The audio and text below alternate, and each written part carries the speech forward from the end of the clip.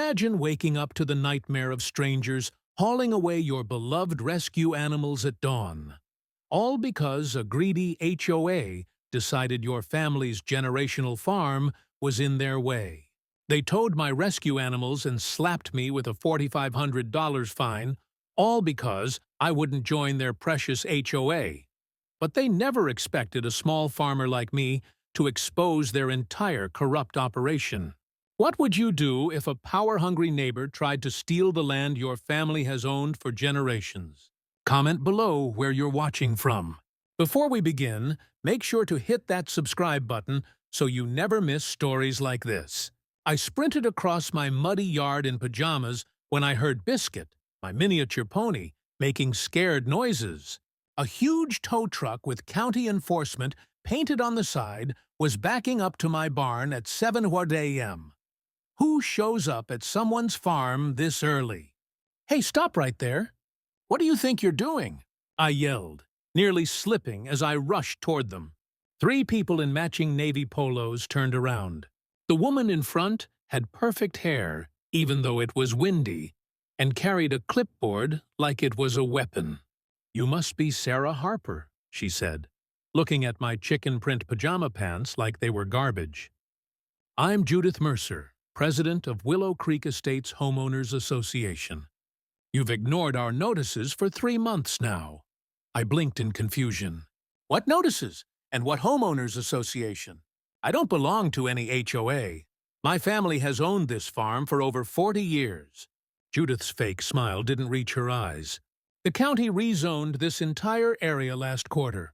Your property is now officially part of our community, which means you must follow our rules." She handed me a thick envelope. "This is your final warning regarding unauthorized livestock." My stomach dropped as I opened it. Inside was a bill for $2,300 in back dues and a notice that all farm animals must be removed immediately. This is ridiculous. You can't just decide my farm belongs to your fancy neighborhood. I was here first. I clutched the papers, noticing my hands were shaking. "Actually, we can." A tall man in an expensive suit stepped forward from behind the tow truck. "I'm Tyler Mercer, Willow Creek Development. LLC, the County Commissioners, approved our petition to incorporate all properties within these boundaries." He unfolded a map showing my 5 acres, completely surrounded by their new development.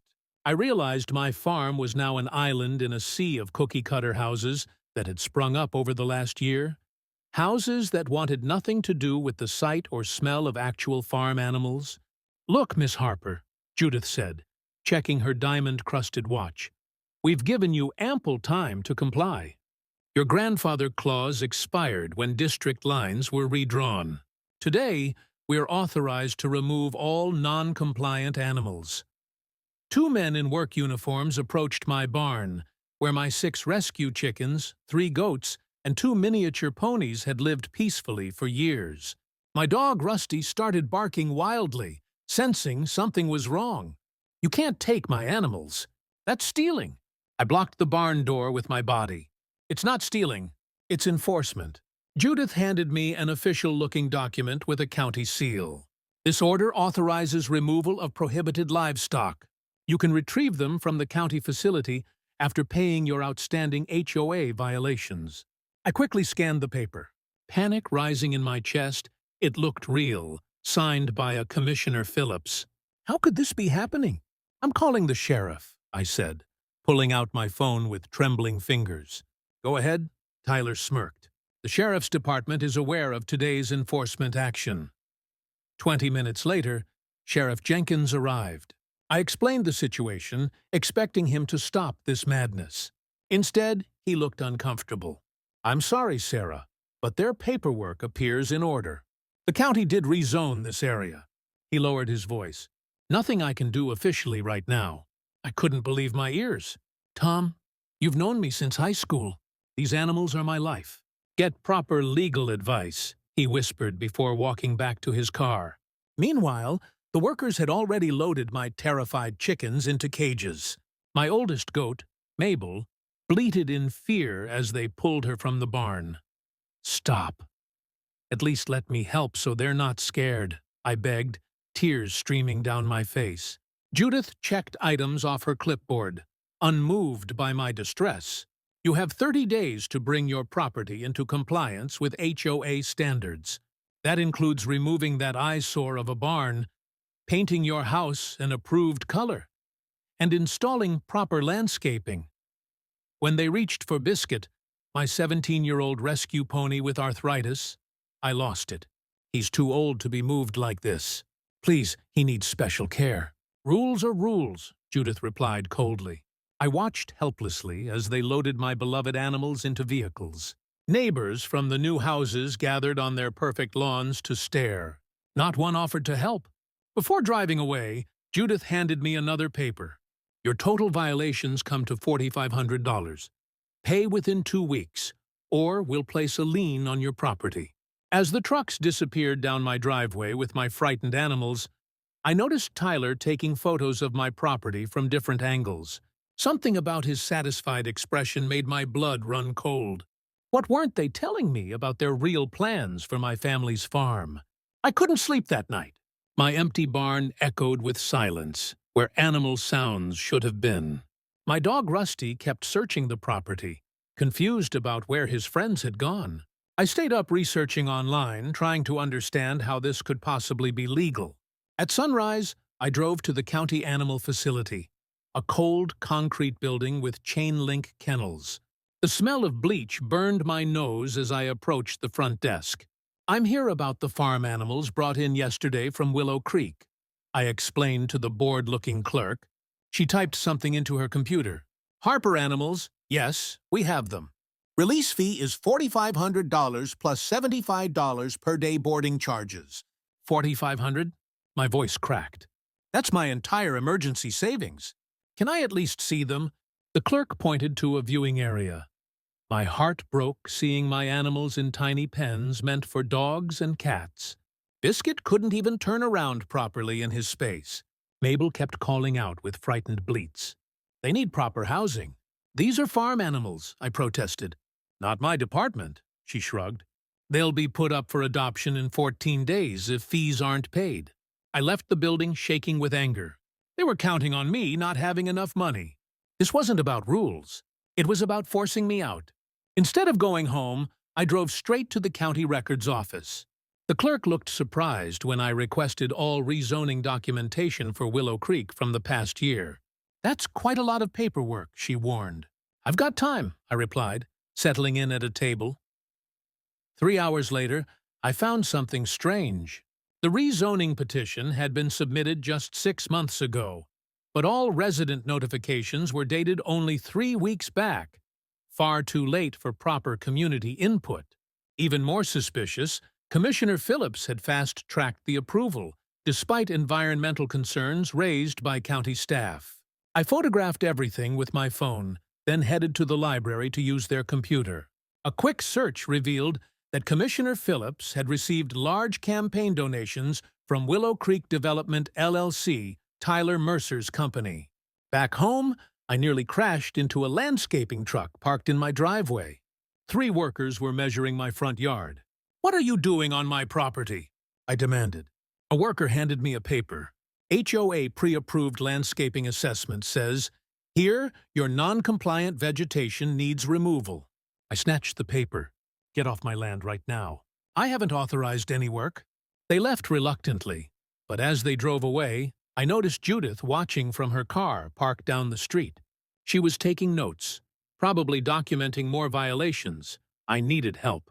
I called my old high school friend Emma, who worked at the local newspaper. Emma, you won't believe what's happening. I explained everything while pacing my kitchen. Sarah, this sounds seriously fishy, she said. Fast-tracked rezoning, campaign donations, no proper notification. Mind if I poke around? This might be bigger than just your farm. That evening, a knock at my door revealed an elderly woman I'd never met. I'm Eleanor Jenkins. I live in the new development, she said nervously. I saw what they did to your animals. It's not right. I invited her in, surprised. I bought my house last year because the sales brochure promised pastoral views overlooking established farmland, Eleanor explained. Your farm was actually a selling point? Then last month, They elected Judith as HOA president in a meeting half the residents weren't even notified about. Wait, they used my farm to sell houses, and now they want to get rid of it? I couldn't believe the nerve. There's more. Eleanor lowered her voice. They've raised our HOA fees twice already. Anyone who complains gets targeted with violation notices. And yesterday at the grocery store, I overheard Tyler Mercer talking about Phase 2 of development.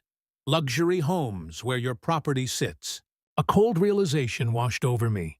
They're not just harassing me about rules. They want my land. Later that night, I spread everything out on my kitchen table. County documents, HOA notices, property maps. The pattern became clear. Tyler Mercer's company had systematically purchased all land surrounding my farm, developed it, created an HOA they controlled, and were now using that power to force me to sell. I was figuring out next steps when headlights swept across my window. A truck was pulling up outside. Peering through the curtains, I saw Tyler Mercer himself stepping out with another man I didn't recognize. They walked the perimeter of my property, pointing and discussing something while looking at papers. I grabbed my phone and quietly filmed them from different windows as they trespassed around my barn and outbuildings. When they reached my storage shed, Tyler tried the door handle. Furious, I flipped on the outdoor lights and opened the window. This is private property. Leave immediately, or I'm calling the sheriff. They jumped, clearly startled at being caught. Just conducting a routine inspection, Tyler called back smoothly. HOA bylaws permit property evaluations at 11 p.m. without notice. I don't think so, I replied, holding up my phone. I've recorded everything.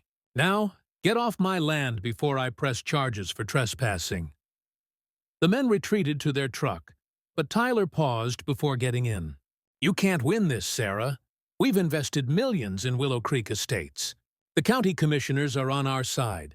Your little farm is just a speed bump in our development plan. After they left, I reviewed the video I'd captured, feeling a chill when I noticed what they were carrying.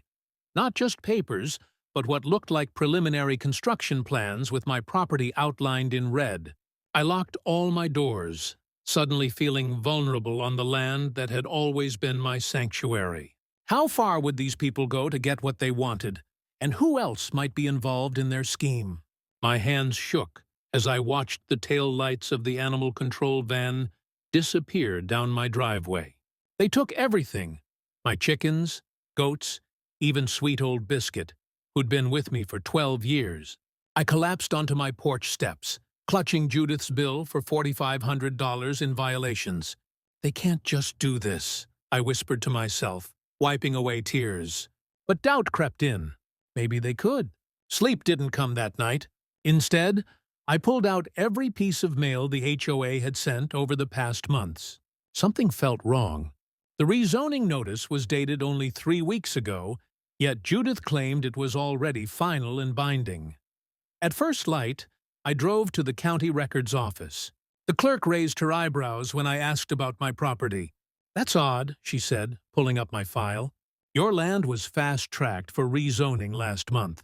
Usually takes 6 months and requires multiple public hearings. My stomach knotted. Who requested the rezoning? She turned the screen. Commissioner Phillips signed off on the emergency order. The name hit me like a punch. Commissioner Phillips, who my neighbor said played golf every Sunday with Tyler Mercer, Judith's husband. I asked for copies of everything. While the clerk printed documents, I noticed a glossy brochure for the estates at Willow Creek on the counter. I flipped through it, stopping cold at a map of the development.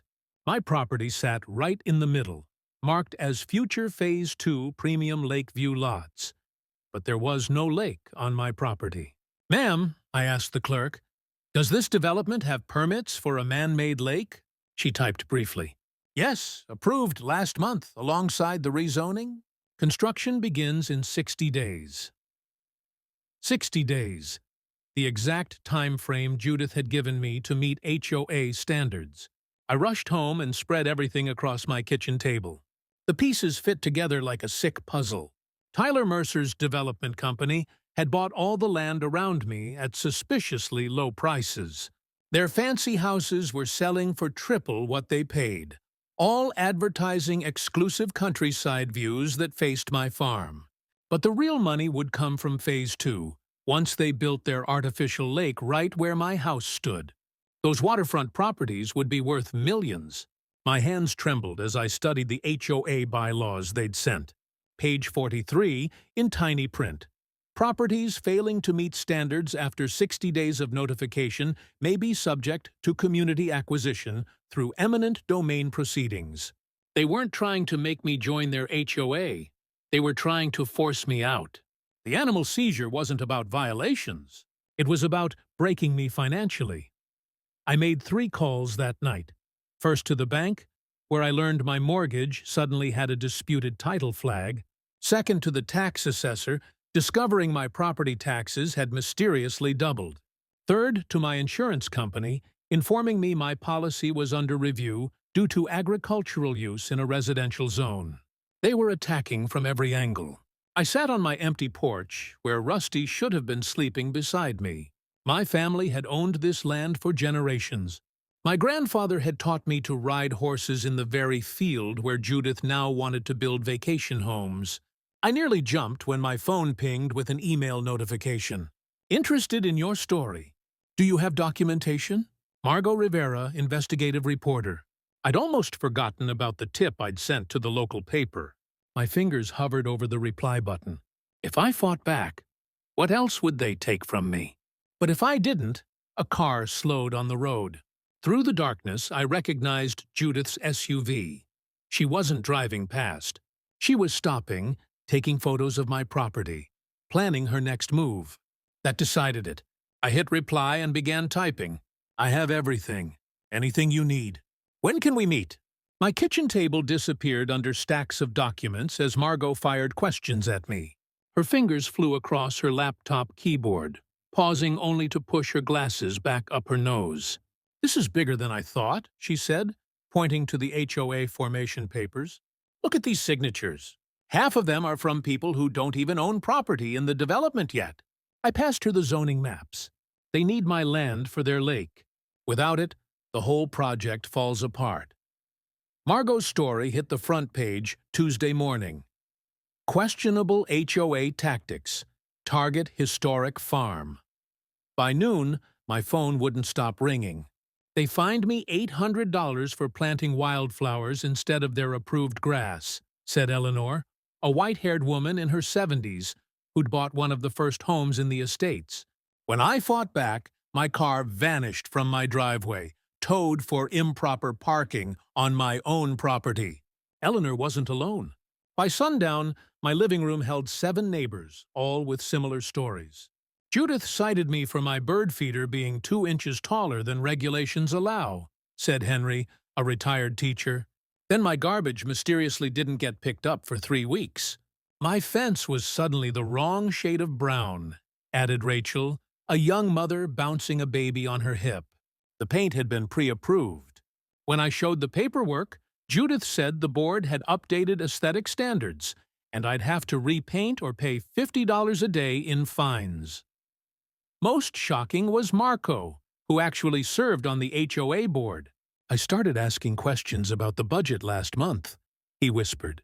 Next thing I know, Tyler suggesting I have conflicts of interest and should resign. We formed the Willow Creek Property Rights Alliance that night. Eleanor's grandson Jackson, a second-year law student, offered to review our documents. This is ridiculous, he said, flipping through the HOA bylaws. Half these rules would never hold up in court, and the way they formed the association violated at least 6 procedural requirements. Hope flickered to life, but one problem remained unsolved. My animals were still gone, racking up boarding fees I couldn't afford. Nights without Rusty's warm weight against my leg felt endless. The following day, I emptied my savings account and drove to the county animal facility. The clerk's eyes widened at the stack of bills I placed on the counter. All of it, I said. I'm taking them all home. Watching Biscuit's arthritic trot as they loaded him into a borrowed trailer broke something inside me. His coat had dulled after just a week away. A sympathetic farmer 20 miles away offered temporary shelter. "They can stay until you sort this mess out," he said, helping unload my frightened chickens. These HOA people sound like vultures. Back home, I joined an emergency alliance meeting in Eleanor's garage. Jackson had discovered the county rezoning lacked a required environmental impact study. Water drainage from their proposed lake would affect protected wetlands downstream, he explained, spreading maps across a workbench. "We can file for an emergency injunction on these grounds alone." Our spirits lifted.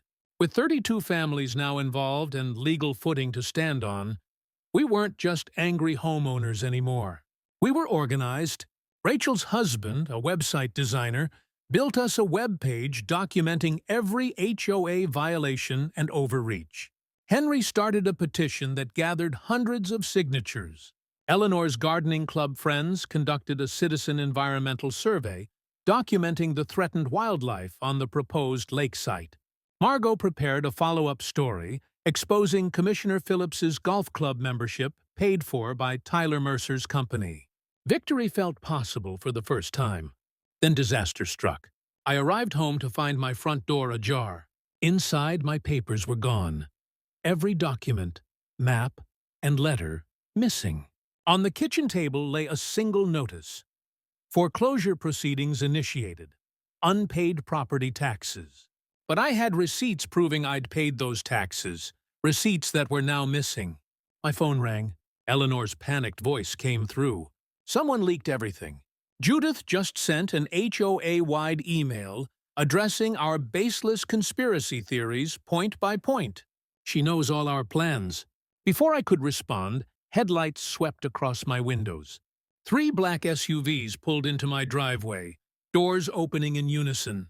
The county sheriff stepped out first, followed by Judith, her perfect bob haircut unmoved by the evening breeze.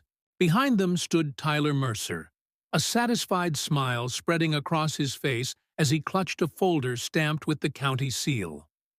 My hand shook as I stared at the foreclosure notice. They were trying to steal my home now. I ripped the paper down and slammed my door so hard the windows rattled. No more playing nice. I called Margot immediately. "They're coming after my house," I said, voice cracking. "I have proof I paid those taxes." "This is exactly what we needed," Margot replied, surprising me. "We've got them on paper committing fraud now. Meet me at the coffee shop in 20 minutes. Margot arrived with her laptop and a gleam in her eye. "Breaking news," she said, turning her screen toward me. The headline made my jaw drop. "Willow Creek Corruption. HOA president and county officials linked to land grab scheme." Her investigation had uncovered dozens of text messages between Commissioner Phillips, the county clerk, and the Mercers. They had been planning this takeover for over a year, targeting not just me, but 5 other longtime property owners whose land they wanted.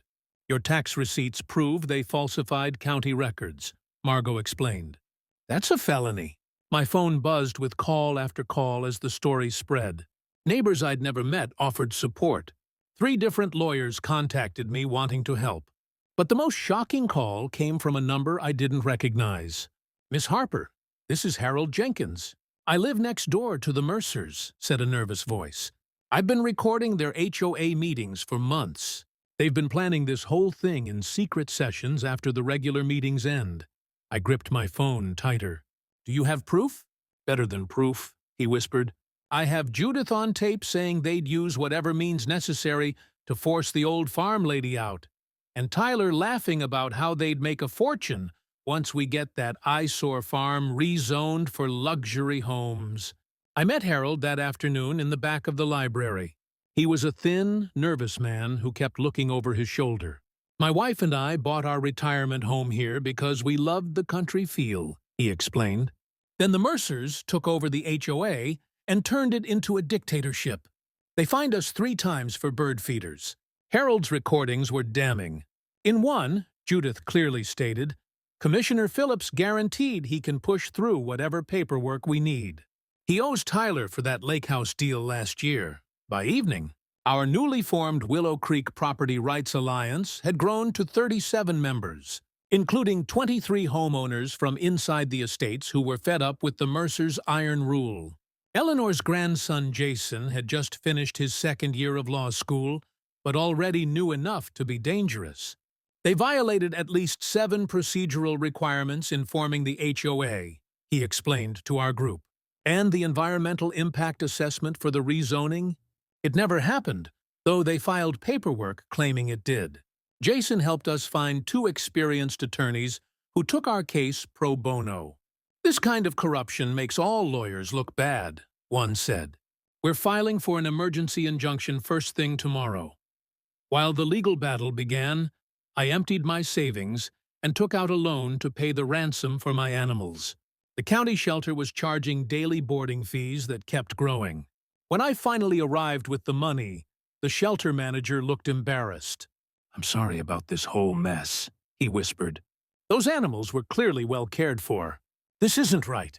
Bringing my animals to a friend's farm 30 miles away felt bittersweet. I couldn't take them home yet, but at least they were out of the shelter. Biscuit, my arthritic pony, nuzzled my neck when I hugged him goodbye. "Soon," I promised. "We'll go home soon." Our day in court arrived faster than expected. The judge, an older woman with sharp eyes, reviewed our evidence carefully. When Harold's recordings played, her expression darkened. "This court is deeply disturbed by the evidence presented," she stated, tapping her pen against her desk. "I am granting an emergency injunction freezing all HOA actions against any property owners pending a full investigation. Furthermore, I am referring this matter to the district attorney's office for potential criminal charges." Judith's face turned white. Tyler stormed out of the courtroom while their lawyer frantically shuffled papers. That evening felt like the first real victory. With the injunction in place, I could finally bring my animals home. My neighbors helped clean up the property, repairing fences the HOA's tow trucks had damaged. Watching Rusty race around the pasture with the goats while the chickens settled back into their coop felt like breathing again after nearly drowning. Eleanor brought homemade bread. Harold and his wife helped rebuild the chicken coop. For the first time in weeks, I slept soundly. A loud crash jolted me awake. Orange light flickered through my bedroom window. Smoke filled my lungs as I stumbled to my feet. My barn was on fire. I screamed for my animals as flames lit up the night sky. My beautiful old barn crackled with fire, the heat pushing me back as I tried to reach the doors. I could hear Biscuit whinnying in terror inside. Neighbors appeared from nowhere, garden hoses in hand. Harold and 3 men from down the road smashed through the side door where the flames hadn't reached yet. I rushed in behind them, grabbing chickens while they led the larger animals out. Sirens wailed in the distance as we got the last goat to safety. The fire department arrived with 3 trucks, working quickly to contain the blaze before it could spread to my house. My legs gave out and I collapsed on the grass, counting my animals through tears. "Everyone's safe," Eleanor said, wrapping a blanket around my shoulders. "Not a single animal lost." Fire Chief Williams approached as dawn broke. "This was no accident," he said grimly. "We found evidence of accelerant along the back wall." "I think I know who did it," I whispered. "So do I," he replied, pointing to my roof. "Those cameras you installed after the towing incident still working?" My heart jumped.